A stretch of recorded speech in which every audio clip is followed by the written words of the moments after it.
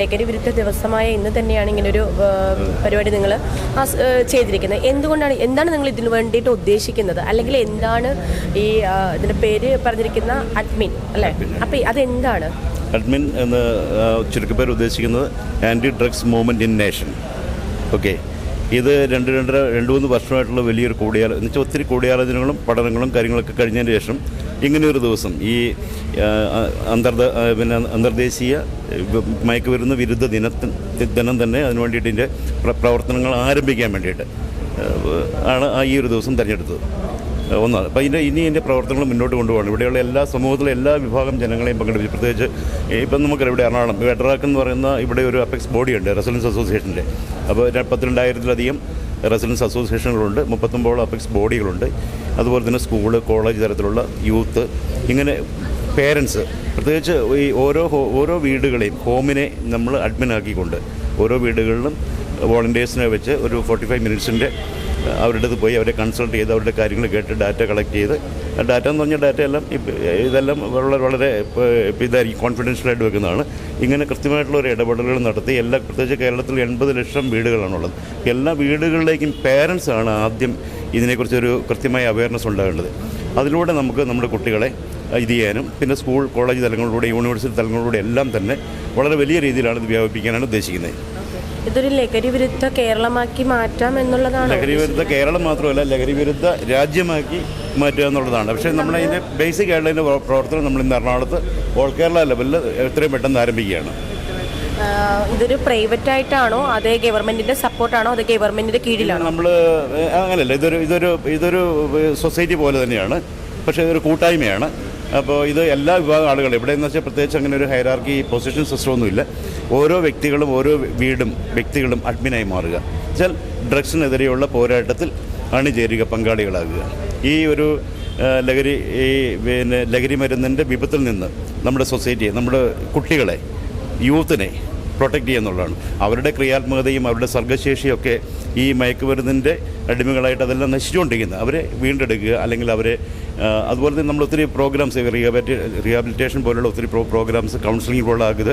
അതുമാത്രമല്ല, ഇവിടുത്തെ police department, narcotic cells, അതുപോലെ തന്നെയാണ് നമ്മുടെ എക്സൈസ് ഡിപ്പാർട്ട്മെൻറ്റ്, അങ്ങനെ എല്ലാ മേഖലകളിൽപ്പെട്ട ആളുകളെ കമ്പൈൻഡ് ചെയ്തുകൊണ്ട് അവരുടെയൊക്കെ സഹകരണത്തോടെ, സപ്പോർട്ടോടെ അങ്ങനെയാണ് ഈ പ്രോഗ്രാം. ഇതൊരു ജനകീയ പ്രോഗ്രാമായിട്ടാണ് കൊണ്ടുപോകാനായിട്ട് ഉദ്ദേശിക്കുന്നത്. സാർ ഇതിൻ്റെ ആരായിട്ട് വരും? ഞാൻ ബോർഡ് മെമ്പർ മാത്രമാണ്. ഇത് ദയാൻ ഈ അഡ്മിൻ്റെ ട്രഷററാണ്. എങ്ങനെയാണ് ഇങ്ങനെ ഒരു പരിപാടിയിലേക്ക് എത്തിപ്പെടാനുള്ള റീസൺ എന്താണ്? ഒരു സ്ത്രീ എന്ന നിലയിലും ഒരു അമ്മ എന്ന നിലയിലും വളരെയധികം ഭയപ്പെടുന്ന കാഴ്ചകൾ ഞാൻ കണ്ടു തുടങ്ങിയിട്ട് ഈ അടുത്തൊരു 3 വർഷത്തോളം കണ്ടിന്യൂസ്ലി ഞാൻ കാണുന്നുണ്ട്. ഒത്തിരി യാത്രകൾ ചെയ്യുന്ന ഒരു വ്യക്തിയാണ് ഞാൻ. ട്രെയിനിലും മറ്റു സ്ഥലങ്ങളിലും, അതായത് ലഹരി ഉപയോഗിച്ചിട്ട് സ്ത്രീകൾ ഉൾപ്പെടെ ചെയ്യുന്ന പല കാര്യങ്ങളും ഞാൻ കണ്ണിന് നേരെ കണ്ടിട്ടുണ്ട്. അത് ഒരു 8 വയസ്സ് മുതൽ മുകളിലേക്കുള്ളവരെല്ലാവരും ഇതിന് അടിമപ്പെടുന്ന കാഴ്ചകളാണ് ഞാൻ കാണുന്നത്. അത് എനിക്കൊരു മകനുണ്ട്, അതുപോലെയാണ് ഓരോ വീട്ടിലെയും കുട്ടികൾ. അവർ ഇതിൽ പോയിട്ടുണ്ട്, പലരും പെട്ടുപോയിട്ടുണ്ട്. അപ്പോൾ അവരെ എത്രത്തോളം നമുക്ക് തിരിച്ചു കൊണ്ടുവരാൻ പറ്റുമോ നമ്മൾ അത്രത്തോളം ശ്രമിക്കും. എങ്ങനെയാണ് ഇത് തിരിച്ചു കൊണ്ടുവരാൻ പറ്റും എന്നുള്ളൊരു കോൺഫിഡൻസോടുകൂടിയാണ് താങ്കൾ സംസാരിക്കുന്നത്. എങ്ങനെയാണ് താങ്കൾക്ക് അങ്ങനെ തിരിച്ചു കൊണ്ടുവരാൻ പറ്റുമെന്ന് പറയുന്നത്? ഏത് രീതിയിൽ കൂടി? ഒരു പരിധിവരെ.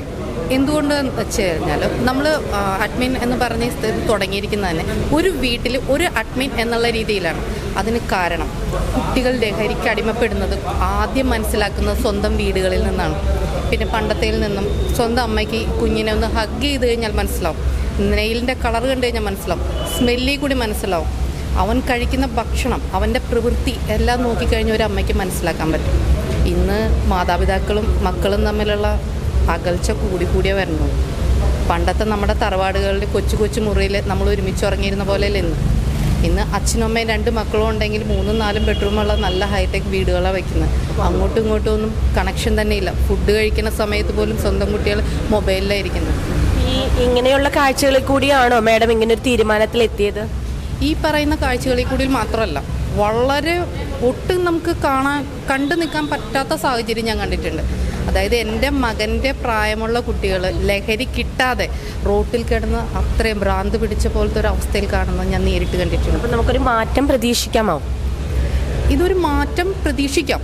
അതിനു വേണ്ടി പ്രയത്നിക്കാൻ വേണ്ടിയിട്ടാണ് ഞങ്ങൾ ഈ സംഘടന രൂപീകരിച്ചിരിക്കുന്നത്. പിന്നെ പിങ്ക് വീൽ എന്ന് പറയുന്ന ഒരു പ്രോഗ്രാമും കൂടി നമ്മൾ ഇതിൻ്റെ ഇന്നത്തെ ദിവസം തന്നെ അനൗൺസ് ചെയ്യും. അത് ഞാനിപ്പോൾ പറയുന്നില്ല, ചടങ്ങിൽ ആണ് അനൗൺസ് ചെയ്യണത്.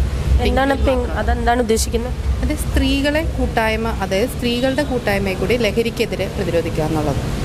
കുറച്ച് ക്ലാസ്സുകളും കാര്യങ്ങളും കിട്ടുമ്പോൾ ചിലപ്പോൾ അവർ ലഹരിയിൽ നിന്ന് കുറച്ചെങ്കിലും വ്യത്യാസം വന്നാലോ എന്ന് കരുതി മുഴുവൻ സ്ത്രീകളും ഇത് ഉപയോഗിക്കുന്നതല്ല ഞാൻ പറഞ്ഞിരുന്നത്. ഒരു 100 പേരെ എടുത്തു കഴിഞ്ഞാൽ അതൊരു 10% ഇപ്പോഴത്തെ കണക്കനുസരിച്ച് വരുന്നുണ്ട്. ഈ 3 വർഷമായിട്ട് ലഹരി ഉപയോഗിച്ചിരിക്കുന്ന നമ്മളുടെ കണക്കുകൾ എടുത്തു കഴിഞ്ഞാൽ, കേസുകളുടെ കണക്കെടുത്തു കഴിഞ്ഞാൽ 87% കൂടുതലായിട്ടാണ് വന്നിരിക്കുന്നത്. അപ്പോൾ അതിന് നാളേക്കാകുമ്പോൾ കൂടുതലാവല്ലേ. അപ്പോൾ ഒരു മാറ്റം തുടങ്ങി വെക്കാം എന്ന് കരുതിയാണ്. നമ്മുടെ പേരെന്തായിരുന്നു? ദയാ വിനോദ്. എന്താ ഇതിൻ്റെ ട്രഷററാണ്. അപ്പോൾ ഓൾ ദി ബെസ്റ്റ്. എൻ്റെ എല്ലാവിധ ആശംസകളും. നല്ലൊരു നാളേക്ക് പ്രതീക്ഷിക്കാം. അത് മാത്രമല്ല, ഞങ്ങളൊരു ക്യാമ്പസ് കാരവൻ എന്ന് പറഞ്ഞൊരു പ്രോഗ്രാം തിരുവനന്തപുരം മുതൽ കാസർഗോഡ് വരെ അങ്ങനെ സ്കൂളുകളും എല്ലാം കോളേജുകളും എല്ലാം കണക്ട് ചെയ്തുകൊണ്ട് പ്രോഗ്രാമും കൂടെ ഭാവി പ്രവർത്തന ഭാഗമായിട്ട് കണക്ട് ചെയ്യുന്നുണ്ട്. എല്ലാ കുട്ടികളും സ്കൂളും ടീച്ചേഴ്സും എല്ലാം കണക്ട് ചെയ്തുകൊണ്ടായിരിക്കും ആ പ്രോഗ്രാം. പക്ഷേ എല്ലാ മേഖലയിലേക്കും ഈ ഒരു സന്ദേശം എത്തിക്കുക എന്നുള്ളതാണ്. പ്രവർത്തിക്കുവാനായിട്ട് മുന്നോട്ട് കടന്നു വരുന്നത് വളരെ സന്തോഷമുണ്ട്. ആസ് NGO മീഡിയ എന്നുള്ള നിലയിൽ we are salute you sir. എന്തുകൊണ്ടാണ് നമുക്ക് ഇത്തരം ഒരു സാഹചര്യത്തിൽ പോലും പലപ്പോഴും നമ്മൾ പിടിക്കപ്പെടുന്നത്, ശരിക്കും പറഞ്ഞാൽ വെള്ളിമൂങ്ങ അങ്ങനെയുള്ള വിഷയങ്ങളിൽ പിടിക്കപ്പെടുന്ന പോലെ സാധാരണക്കാരിലേക്കാണ് ഡ്രഗ്സിൻ്റെ കാരിയറിനെയൊക്കെ പിടിക്കുന്നത്. യഥാർത്ഥ ഉറവിടങ്ങളിലേക്ക് ഇതുവരെ നമുക്ക് ചെന്നെത്താൻ കഴിഞ്ഞിട്ടില്ല. എന്തുകൊണ്ടാണ് ഇന്നും അവരൊക്കെ ഒളിമറകളിൽ നിൽക്കുന്നത്? This is, first of all, we have to, the public awareness is very, very important. Then the officials in the government and the trust and the foundation. There are many foundations, they are working for these anti-drug movements. Yes. So everybody should come together and make a war. As you said, it's a war. It's a big war, bio-war. You have to make it. Okay? Sir, why we can find out the original, actual abused persons behind the curtain? Why we can find out that? Because always we have to find the root. Yes. There should not be a treatment for the branches and the leaves and the flowers. We have to treat the root. Then only we can cut off the whole process. That's why. How can we save the India from the bio-war? What is India? We are all together India. Yes. So we have to fight. Everybody should fight together. That's the only way. Every individual should have some responsibility. Okay. That's the only way. Salute you, sir. Yeah. Thank you. ബഹുമാനപ്പെട്ട ശ്രീമദ് നബി, അതുപോലെ തന്നെ നമ്മുടെ chief guest ബഹുമാനപ്പെട്ട justice Shri Devan Ramachandran, സ്റ്റേജിലും സദസ്സിലും ഇരിക്കുന്ന എൻ്റെ പ്രിയ dignitaries and സഹോദരങ്ങൾ, ഇന്നത്തെ ദിവസം നമ്മൾ വളരെ കാര്യമായ ചിന്തയിലൂടെ കടന്നു പോകേണ്ടതാണ്. ഈ ഒരു സ്റ്റേജിൽ ഇത് തുടങ്ങുമ്പോൾ തന്നെ നമ്മുടെ ആങ്കർ നിങ്ങളോട് പറഞ്ഞു, give a big hands to me എന്ന് പറഞ്ഞു.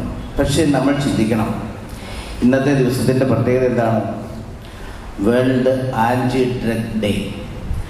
ലോകം മുഴുവൻ അണുവിസ്ഫോടനം പോലെ നശിപ്പിക്കാൻ സാധ്യതയുള്ള ആൻറ്റി ഡ്രഗ് ജനഹൃദയങ്ങളിലും ജനമനസ്സുകളിലും കൊണ്ടുകൂടി നമ്മുടെ യുവത്വങ്ങൾ ഏറ്റവും കൂടുതൽ നശിച്ചു പോകുന്ന ഒരു വിഷയത്തെ സംബന്ധിച്ച് നമ്മൾ പങ്കിടുന്ന ഈ അവസരത്തിൽ ബിഗ് ഹാൻഡ്സ് അല്ല, we keep our self in down. നമ്മൾ തല കുമ്പിട്ട് നിൽക്കണം. കാരണം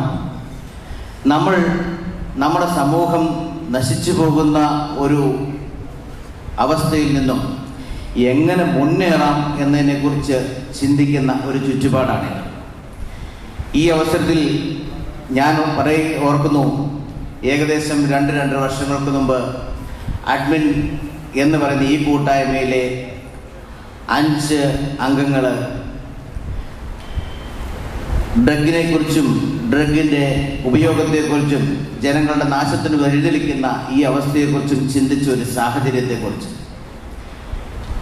അതിൽ നമ്മുടെ രാജ്യത്തേക്ക് ഇത് എത്രയേറെ ഭവിഷ്യത്തായി ഭവിക്കുന്നു എന്നതിനെ സംബന്ധിച്ച് പഠനം നടത്തുന്നതിന് വേണ്ടി ഞങ്ങൾ നടത്തിയ സർവേ, ഞങ്ങൾ വീടാന്തരവും അംഗങ്ങളിലൂടെയും നടത്തിയ സർവേകൾ, അതിൽ നിന്നും ഞങ്ങൾ കണ്ടെത്തിയ കണ്ടെത്തലുകൾ, അതിൽ നിന്നാണ് അഡ്മിൻ എന്ന ഈ സംഘടന രൂപം കൊണ്ടിട്ടുള്ളത്. ഇന്ന് വളരെ ഞങ്ങളുടെ ബുദ്ധിയിലും ഞങ്ങളുടെ ചിന്താശേഷിയിലും ഉൾപ്പെട്ടിട്ടുള്ള രീതിയിൽ കൊണ്ട് മുൻപോട്ട് എങ്ങനെ ഈ സമൂഹത്തെ കൈപിടിച്ചുയർത്താം എന്ന ആശയം കൊണ്ടാണ് അഡ്മിൻ വന്നിട്ടുള്ളത്.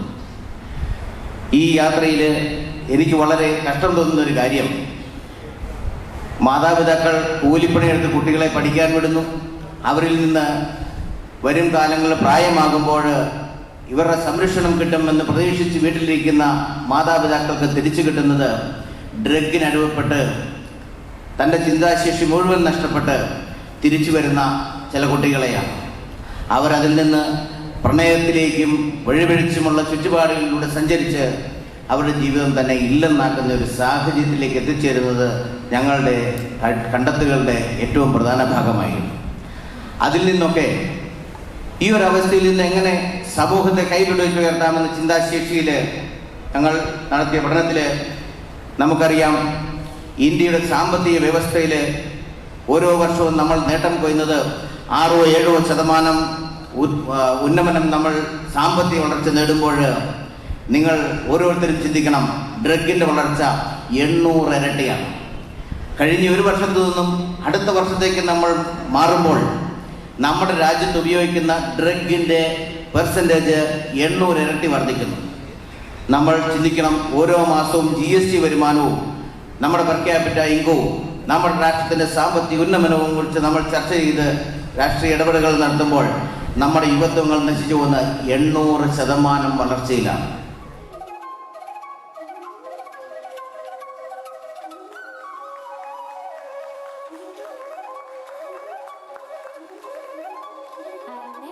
ബഹുമാനപ്പെട്ട സ്വാമി ഭദ്രാനന്ദൻ സർ.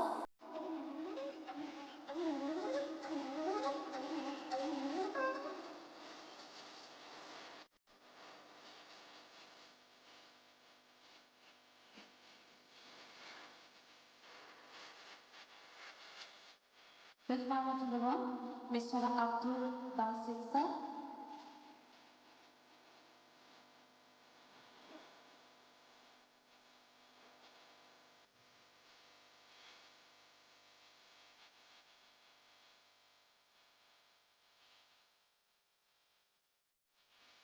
ബഹുമാനപ്പെട്ട Venu sir.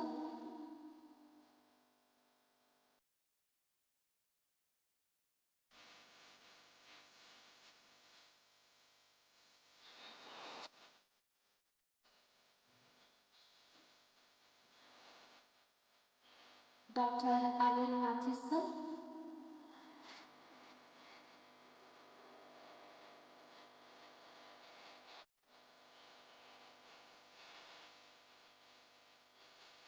Advocate Roy sir.